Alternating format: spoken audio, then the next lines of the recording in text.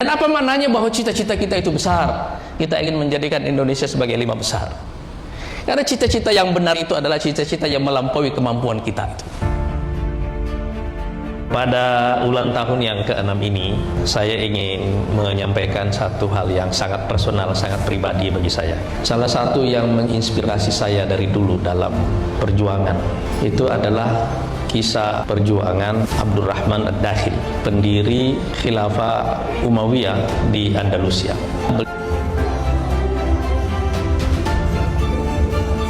Beliau harus jalan kaki dari Damaskus sampai ke Maroko. Lama jalan kakinya itu 6 tahun. Beliau hanya berdua di tengah gurun.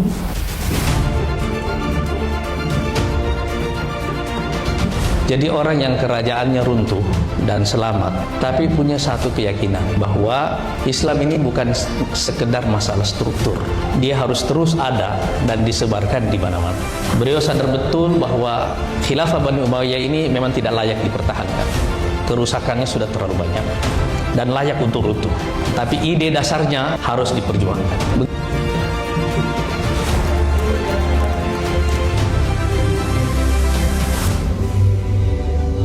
Begitu beliau sampai di Maroko, dimulailah satu cerita baru.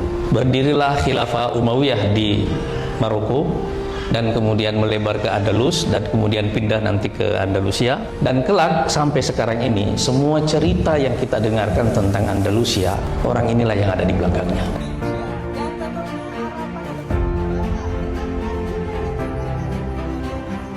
Kisah ini menginspirasi saya begini. Pada suatu masa dalam kehidupan kita, hidup itu senyap, sepi, kita berjalan lambat. Tapi pada suatu waktu kelak, kita akan merasakan bahwa peristiwa-peristiwa besar itu terjadi begitu cepat dalam kehidupan kita. Dan kita boleh sadar bahwa perbedaan antara waktu senyap dan waktu sibuk itu adalah di waktu senyap kita merasa bahwa ada lebih banyak waktu dari pekerjaan. Dan di waktu peristiwa-peristiwa besar itu terjadi, kita mulai sadar bahwa waktu terlalu sedikit dibanding pekerjaan. Tapi sejarah itu ditulis begitu. Tidak pernah sejarah itu seluruh isinya adalah peristiwa-peristiwa besar. Itu adalah gelombang.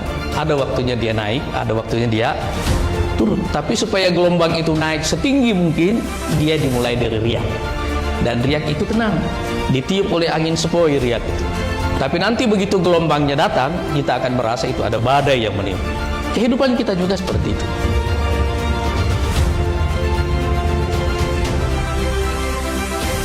Jadi waktu saya dulu beristikharah selama 5 tahun untuk sampai pada kesimpulan, keputusan, keyakinan mendirikan Partai Gelora ini.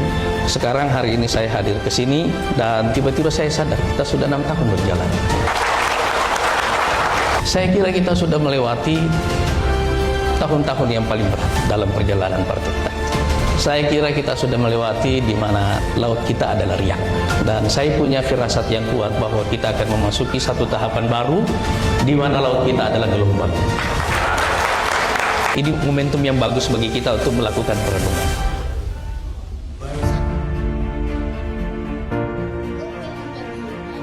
Jadi saudara-saudara sekalian, sambil saudara-saudara semuanya memikirkan kursi tahun 2029, proyek pemenangan kita menuju 2029 dengan cara kerja yang konvensional seperti yang biasa dilakukan oleh umumnya partai-partai politik, saya ingin mengatakan kepada saudara semuanya di ulang tahun yang ke-6 ini, bersiaplah untuk hal-hal yang jauh lebih besar daripada yang saudara pikirkan sekarang ini.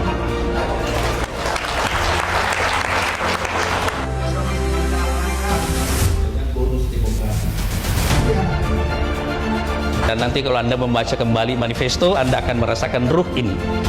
Partai ini dari awalnya lahir dari kesadaran geopolitik yang kuat, bahwa kita sedang akan menghadapi satu krisis besar yang sistemik secara global, dan biasanya krisis seperti ini ujungnya adalah perang, dan kalau bukan perang adalah revolusi besar-besaran di mana-mana.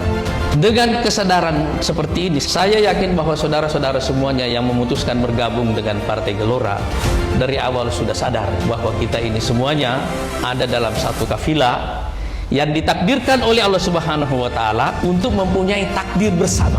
Mudah-mudahan takdir bersama itu adalah takdir kebaikan, bukan hanya bagi kita, tapi bagi Indonesia dan bagi seluruh dunia, insya Allah.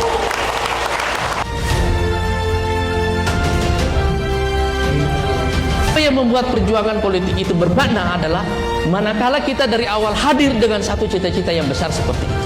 Apa yang membuat perjalanan Abdurrahman Ad-Dakhil itu menjadi bermakna? Dia mengatakan dalam puisinya, "Ara ma urid."